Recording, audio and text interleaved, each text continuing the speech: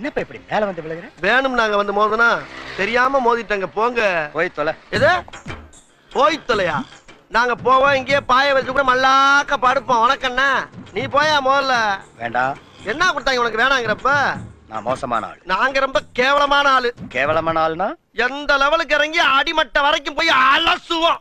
என்ன சண்டைக்கு வர்றையா? தெரியுதுல்ல, மண்ட பத்திரம். எனக்கு தெரியாத ஜெயிலே இல்ல. அப்ப நாங்க என்ன யாரு? பாளையங்கோட்டை ஜெயில தான் படிச்சத. வேலூர் ஜெயில வெள்ளை அடிச்சு வாடகைக்கு விட்டு கொடுத்துறான்.